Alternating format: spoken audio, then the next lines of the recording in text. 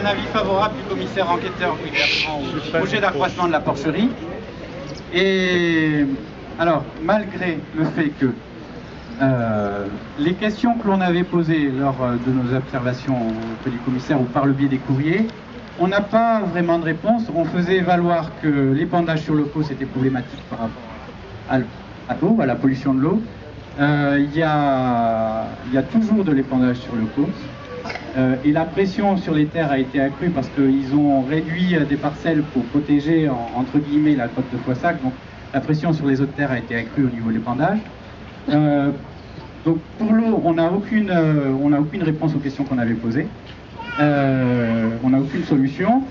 Par rapport à ceux qui habitent, qui sont les plus riverains de la porcherie, qui faisaient remarquer les nuisances olfactives, la puanteur, pour le dire simplement, il n'y a pas de réponse non plus. On avait demandé une couverture des fosses, on ne nous propose pas de couvrir les fosses. On avait demandé un système de lavage de l'air avant qu'il soit extrait des bâtiments.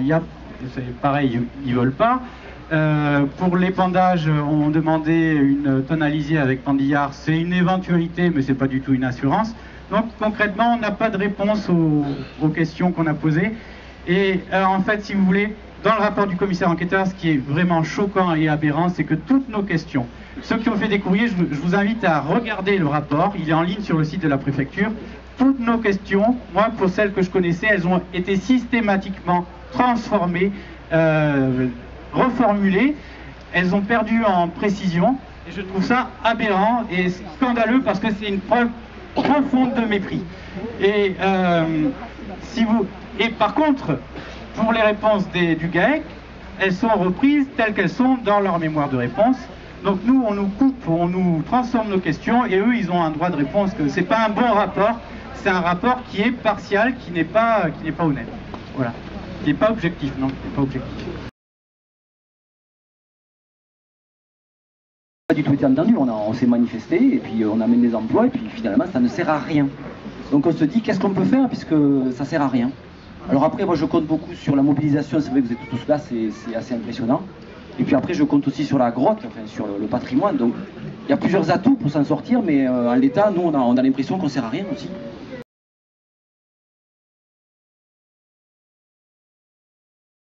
Le laboratoire Nutergia qui va nous amener, j'espère, plein d'emplois. Vous qui sentez les odeurs, les méfaits, qui vont avoir une pollution certaine de l'eau que boiront les bêtes de nos paysans, mais celle que nous boirons aussi au quotidien. Aujourd'hui, je mets à défi le GAEC du Cassan, les élus, n'importe qui. Moi et les spéléos chevronnés là, de l'Aveyron et du Lot, on va chercher au fond du réseau de Foissac 1 litre d'eau. L'eau qu'ils boiront devant nous. Et si dans un mois ils sont encore en vie, moi je serai pour l'accroissement de la porcherie. Ce que je peux vous dire, c'est que ce que vous allez lire dans la presse, les communiqués de presse qui me sont parvenus, je ne les ai pas lus dans la presse, mais les journalistes me les ont fait passer ce matin là.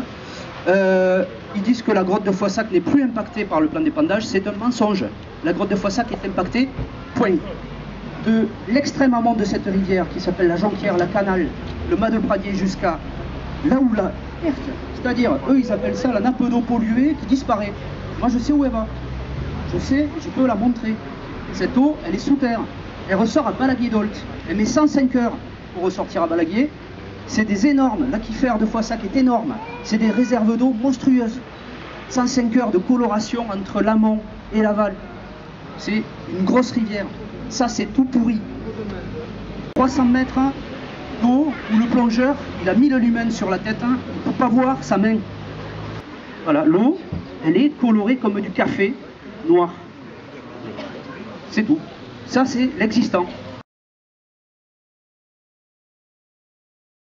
Nutergia aurait lieu. Or, c'est pas le cas. Donc, si vous voyez, par rapport à vos questions, je me répète, mais si vous voyez que vos questions ont été transformées par rapport à ce que vous avez écrit, vous nous le faites savoir. Vous envoyez un message par le biais du blog qui est en ligne, et on répercutera par rapport à la préfète, par rapport à vos questions qui ont été transformées. C'est important parce que c'est un mépris total de ce qu'on a pu dire. Voilà, il faut pas. L'enquête publique, elle est faite pour qu'on s'exprime, qu'on puisse exprimer ce qui ne va pas. Or, le fait est qu'on méprise totalement ce qu'on a pu dire, puisqu'on ne le reprend pas tel qu'on l'a formulé. Et finalement, on dit, on a beau dire non, ça va pas, et ils font une réponse, ben vous voyez, on a changé de parcelle, et puis tout le monde doit être d'accord, et c'est pas le cas, on n'est pas d'accord. Donc il ne faut pas laisser dire qu'on est d'accord, il faut le faire savoir. Oui, je disais donc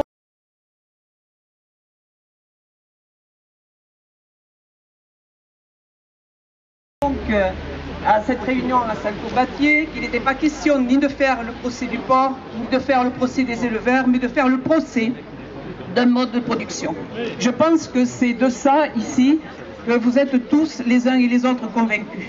Alors faire ce procès d'un mode de production, ça veut dire qu'il faut le changer, il faut le modifier, il faut engager une nouvelle démarche.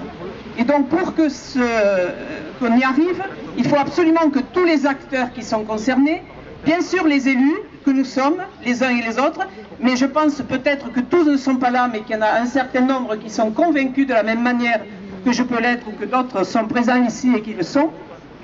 Mais il y a aussi la profession, il y a aussi les habitants d'un territoire qu'il ne faut absolument pas négliger, c'est-à-dire qu'il faut absolument que tous ceux qui sont aussi porteurs d'activités, certes le département de l'Aveyron est un département agricole, bien sûr, et c'est bien de ça dont on parle, mais il y a aussi d'autres activités, et il faut absolument que ce département, il faut aussi qu'il y ait de la création d'emplois. C'est indispensable. Donc la question sociale et environnementale sont deux questions qui sont intimement liées. Et quand j'entends que Nutergia, ici, qui effectivement fait une production et une activité qui va tout à fait dans ce sens-là et qui est porteur d'emplois, il faut aussi que ces emplois-là soient pris en considération dans les projets que l'on développe sur ces territoires. Certes, on peut effectivement produire davantage de cochons sur ce département, mais de quels cochons on parle? C'est-à-dire la question, il faut absolument aujourd'hui qu'on produise un cochon qui adopte d'autres techniques, d'autres méthodes, et en particulier celle de faire par exemple un cochon sur paille. Donc on est effectivement un fumier qui soit totalement intéressant, y compris du point de vue agronomique pour nos terres, mais aussi, si vous voulez, un cahier des charges, c'est-à-dire que quand on voit le scandale qu'il y a aujourd'hui avec les OGM et les pesticides, donc il faut absolument qu'on aille vers ici des cahiers des charges qui nous mènent et nous entraînent effectivement dans des productions qui soient garanties pour les consommateurs, parce que aujourd'hui les consommateurs prennent. Il y a la question de l'eau qui est centrale. Bon, ça a été dit, mais je tiens à le souligner, parce que ici, on n'est pas loin du bassin houiller. Il y a un certain nombre, vous savez, d'usines il y a des infiltrations dans l'eau, de cadmium et de plomb et autres, enfin toute une série de choses. Ce n'est pas pour stigmatiser personne, ni une région, hein. Mais c'est pour dire qu'il faut absolument qu'on prenne soin de ça. Pourquoi?